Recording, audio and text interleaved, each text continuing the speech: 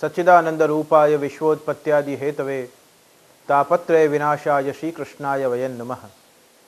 प्राकृत धर्मानाश्रयम् अप्राकृत निखिल धर्म रूपमिति निगम प्रतिपाद्यं यत्तच्छुद्धं साकृतिस्तौमि। शरण्याति धन्यो धरण्यां वरिण्यो वरिवर्ति गण्यो यदन्न न कोपि गतिर्विठ्ठलेशे रतिर्विठ्ठलेशे मतिर्विठ्ठलेशे सदा वै ममास्तु।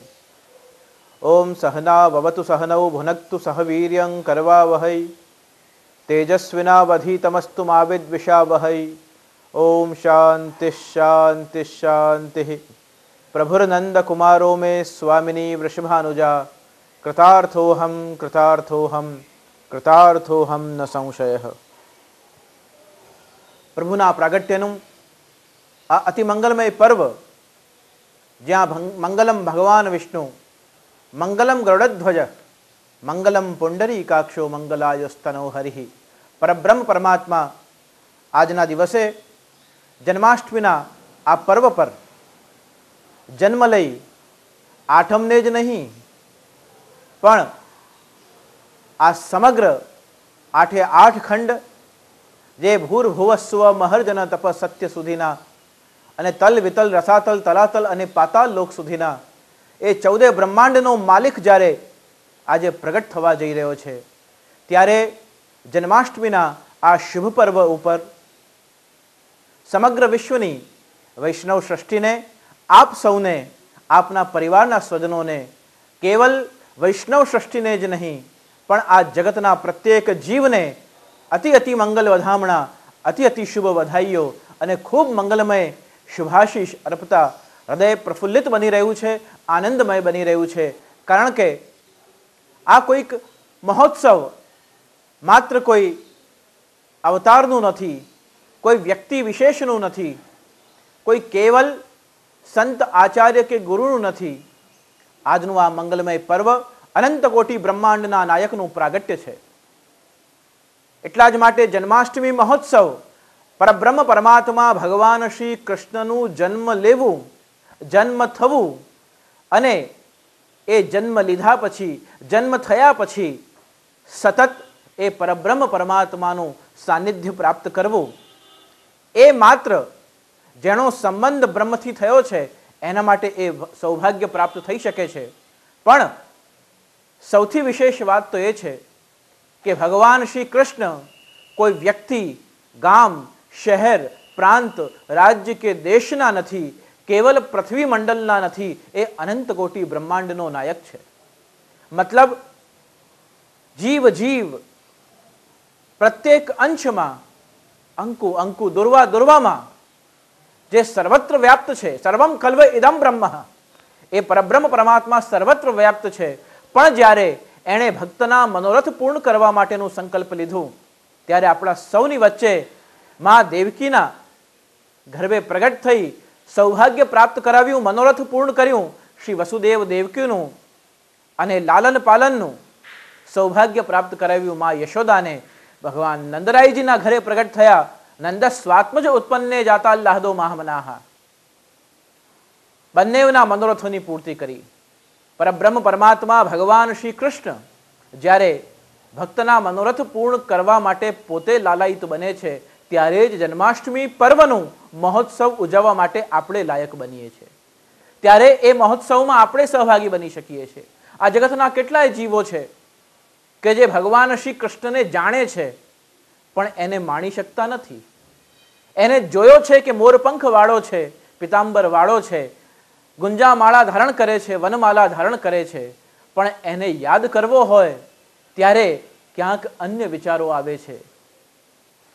એની સાથે એકરૂપતા કેળવી શકાતી નથી અને એ એકરૂપતા ન કેળવી શકાય ત્યાં સુધી જન્માષ્ટમી હોય કે રામનવમી હોય, વામન દ્વાદશી હોય કે નરસિંહ જયંતિ હોય, જ્યાં સુધી આપણે એની સાથે એકરૂપતા કેળવી શકતા નથી ત્યાં સુધી એનામય થઈ, કૃષ્ણમય થઈ અને આપણે આ મહોત્સવ ઉજવી શકતા નથી।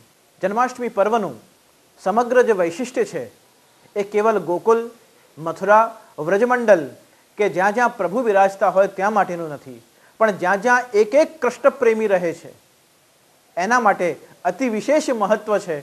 અને જ્યાં કૃષ્ણ ભક્ત રહે છે એના માટે તો तो सर्वदा आज और काल और दिन प्रतिदिन और એ આનંદાત્મક સ્વરૂપ છે, એનું સ્મરણ થાય ત્યારે જ મહોત્સવ છે, એના દર્શન થાય ત્યારે મહામહોત્સવ છે. જે એને યાદ કરે છે એ ભાગ્યશાળી છે, જે એની સેવા કરે છે એ સૌભાગ્યશાળી છે. પણ એ જેનામાં એના સિવાય કોઈ તત્વ જ નથી, કેવલ અને કેવલ નિસ્દિન સુમરત હરિનામ, ક્ષણે ક્ષણે જે કેવલ પ્રભુના કમલસી અખિયા લાલ તિહારી, ઇનસો તક તક તીર ચલાવત ભેદત છતિયા હમારી. આપની આ કમલ નયન, આપના નેત્ર કેવા છે પ્રભુ? કમલ નયન છો. આપનું મુખ કેવું છે? મુખ કમલ છે. આપના ઓષ્ઠ કેવા છે? તો અધર કમલ છે. મુખ કમલ, વદન કમલ, ચરણ કમલ, હસ્ત કમલ. આપ કમલાત્મક છો. મતલબ એ છે કે જેમ કમલ સમય સમય પર પોતાની કળા ખીલવે છે અને જેમ કમલ સમય સમય પર પોતાને સંકુચી લે છે, ભગવાન જ્યારે ભક્ત પર કૃપા કરવાની હોય છે ત્યારે સંપૂર્ણ સોળે કળાએ ખીલે છે. પણ ભક્ત જ્યારે ભગવાનમાં સ્વાર્થ શોધે છે ત્યારે ભગવાન પોતે સંકુચી લે છે. પણ ભક્તનું મનોરથ ક્યારે પણ અપૂર્ણ રહેવા દેતા નથી. કારણ કે કૌંતેય પ્રતિજાનીહિ નમે ભક્ત પ્રણસ્યતિ, હું મારા ભક્તનું પતન થવા દેતો નથી. અને જ્યારે સર્વધર્માન પરિત્યજ્યની વાત ભગવાન કરે છે કે જે એમનો શરણાગત હોય એને ક્યારે પણ ભગવાન પોતાથી બિલક કરતા નથી. વસુદેવ દેવકીજીએ અનંત વર્ષો સુધી તપસ્યા કરી અને ફલ માગ્યું કે પ્રભુ આપ અમારા ઘરે પ્રગટો. પ્રભુએ કહ્યું તથાસ્તુ. દેવકીએ એક ફોડ પાડ્યો કે પ્રગટો જરૂર, પણ પરબ્રહ્મ થઈને નહીં, બાળક બનીને પ્રગટો. તો જ્યારે કારાગૃહમાં વ્રજનું ભાદરવો માસ હતો અને ગુર્જર શ્રાવણ માસ હતો, એની અષ્ટમીના મધ્યરાત્રિએ જ્યારે 12 વાગે પ્રભુ પ્રગટ થવાના હતા તે વખતે શ્રીમદ ભાગવતજી કહે છે કે અથ સર્વગુણોપેત કાલ પરમ શોભન તુમ જો મનાવત સોઈ દિન આયો. મતલબ કે કાલ પરમ શોભન. આજ સુધી એમ થતું હતું કાળને કે ભગવાન કાલાતીત છે, પણ આજથી એમ કહેવાશે કે શ્રાવણ માસની 8મના દિવસે 12 વાગે પ્રભુ પ્રગટ્યા હતા એટલે કાલ પણ ભગવાન સાથે જોડાશે. કાલને એવું થયું કે ભગવાને મારો મનોરથ પણ પૂર્ણ કર્યો. જે કાલાતીત હતું તે કાલના બંધનમાં બંધાયો. સર્વગુણોપેત કાલ પરમ શોભન. અને વવૌ વાયુ સુખ સ્પર્શ પુણ્ય ગંધવઃ શુચિ. શ્રીમદ ભાગવતજી કે જ્યારે પ્રભુના પ્રાગટ્યનું સમય થયું ત્યારે સમસ્ત સૃષ્ટિમંડળ, આ પ્રકૃતિના જેટલા ઝરણા હતા એમણે તીવ્રતાથી વહેવાનું શરૂ કર્યું. વવૌ વાયુ સુખ સ્પર્શ. સમગ્ર પૃથ્વી મંડળની, માનો આ ભૂમંડળની જે વાયુ હતી એ સુગંધિત થવા લાગી. ઝરમર ઝરમર મેહુલિયો વરસી રહ્યો હતો. પુણ્ય ગંધવઃ શુચિ. સુગંધિત હવાઓ લહેરાઈ રહી હતી. પક્ષીઓ મધુર કલરવ કરી રહ્યા હતા અને આખી પૃથ્વી જ્યારે સુગંધિત બની, પ્રફુલ્લિત બની હતી તેવા સમયમાં પરબ્રહ્મ પરમાત્મા ભગવાન શ્રી કૃષ્ણ મા દેવકીના કુખે પ્રગટ થયા અને તે જ વખતે આહ્લાદ થયો મા દેવકીના અંતરમાં. પરમ પ્રસન્નતાનો અનુભવ થયો પિતા વસુદેવજીના અંતરમાં. અને સમગ્ર પૃથ્વી પર, સમગ્ર ભૂમંડળ ઉપર જય જયકાર થયો. સાથે 7 લોક પૃથ્વીથી ઉપર અને સાથે 7 લોક પૃથ્વીથી નીચે એમ 14 બ્રહ્માંડમાં આજે મહોત્સવ ઉજવાઈ રહ્યો છે. તુમ જો મનાવત સોઈ દિન આયો. કારણ કે જસોમતી કુખ ચંદ્રમાં પ્રગટ્યો. હવે વસુદેવ દેવકીનું કાર્ય પૂરું થાય અને પ્રભુ પધારી રહ્યા છે ગોકુલ તરફ. અહીંયા પ્રભુનું પ્રાગટ્ય વસુદેવ દેવકીના ત્યાં મથુરામાં જે પ્રાગટ્ય છે એ પુષ્ટિ માર્ગની ભાવના અનુસાર લોકવેદ પ્રસિદ્ધ છે. પણ જ્યારે ગોકુલમાં પ્રભુ પધાર્યા અને ત્યાં જે નંદ મહોત્સવ ઉજવાયો, ત્યાં જે પ્રાગટ્ય થયું તે એ લોકવેદાતીત છે. વેદના અને પુરાણો ઉપનિષદોની મર્યાદાથી પર કેવલ અને કેવલ ભક્તોને પોતાના સ્વરૂપનું દાન કરવા માટે જ્યારે પ્રભુ પ્રગટ્યા છે તે આનંદ ગોકુલમાં પ્રાપ્ત થયો. જ્યારે મથુરામાં પ્રભુ પ્રગટ્યા તો તમદ્ભુતમ બાલકમમ ભુજેક્ષણમ ચતુર્ભુજમ શંખ ગદાર્યુ આયુધમ. શંખ ચક્ર ગદા પદ્મ લઈ પ્રભુ પ્રગટ્યા હતા. તે સમયમાં વસુદેવજી દેવકીજીએ વિનંતી કરી કે પ્રભુ આપ તો સાક્ષાત પરબ્રહ્મ અવતાર લઈને પ્રગટ થયા છો, આપ સાક્ષાત અવતારી તરીકે પ્રગટ થયા છો. અમારા તો મનોરથની પૂર્તિ હતી કે આપ બાલક તરીકે પ્રગટો.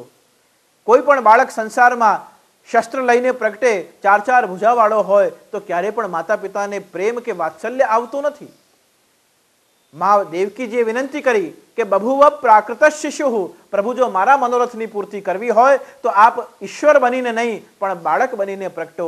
તે વખતે ભગવાન નાના થયા, પોતાની ચારે ચાર શક્તિઓને, ચતુર્ભુજાઓને ભગવાને પોતાના અંતરમાં સંકેલી અને ત્યારબાદ આયુધને પોતાના અંતરમાં સંકેલ્યા અને નાનું બાળકનું સ્વરૂપ ધારણ કર્યું. તો ફરીવાર દેવકીજીએ કહ્યું કે પ્રભુ બાળક તો જન્મે ત્યારે રુદન કરે છે, ત્યારે રુદસ્સુ સ્વરમ રાજન, ત્યારે તે વખતે પરબ્રહ્મ પરમાત્મા ભગવાન ભક્તના મનોરથ પૂર્ણ કરવા માટે માતાને જે વચન આપ્યું હતું, વેદ વચન પ્રતિપાલ્યો, એ પાલન કરવા માટે ભગવાન શ્રી કૃષ્ણ રુદન કરે છે. પરબ્રહ્મ પરમાત્મા પ્રગટ થયો એટલું જ નહીં, પણ પ્રગટ થયા પછી પ્રાકૃત બાળકની જેમ એમણે રુદન કર્યું. માતા વસુદેવ દેવકી બંને માતા પિતાએ પોતાના બાળકને અંતરથી લગાવ્યું. કઈ રીતે કારાવાસની બેડીઓ તૂટી છે, દ્વાર ખુલ્યા છે અને કઈ રીતે પ્રભુ મથુરાથી ગોકુલ તરફ પ્રયાણ કર્યો છે, એ સમગ્ર દિશાઓ આપણને ખ્યાલ છે. એક કથા કઈ રીતે ગોકુલ સુધી પહોંચી છે અને આજ નંદરાય કે આજ બ્રજરાય કે આનંદ ભયો. અષ્ટમીનું પ્રાગટ્ય અને નવમીનો નંદ મહોત્સવ. નંદ મહોત્સવ જ્યારે ગોકુલમાં ઉજવાયો ત્યારે કહેવાય છે કે દહીં દૂધની નદીઓ કીચ બની ગયું. અને જ્યારે ગોકુલ ગામને સમગ્ર બ્રજમંડલને ખબર પડી કે નંદ કે ઘર લાલો ભયો હૈ, ત્યારે એક જ સ્વરે સમગ્ર દેવતાઓએ, કિન્નર ગંધર્વ યક્ષ સમગ્ર સૃષ્ટિમંડળના દૈવી જીવોએ એક નાદ, એક સ્વર અને એક જ ગર્જના સાથે જય જયકાર કર્યો અને કૃષ્ણ કનૈયા લાલ કી જય, એ નાદ ઘોષ સમગ્ર બ્રહ્માંડમાં ગુંજિત થયો અને એક જ સ્વર સર્વત્ર હતો, નંદ ઘેરા નંદ ભયો જય કનૈયા લાલ કી. નંદ ઘર આનંદ ભયો. આજે નંદરાયજીના ઘરે જસોમતી કુખ ચંદ્રમાં પ્રગટ્યો. મા યશોદાના ઘરે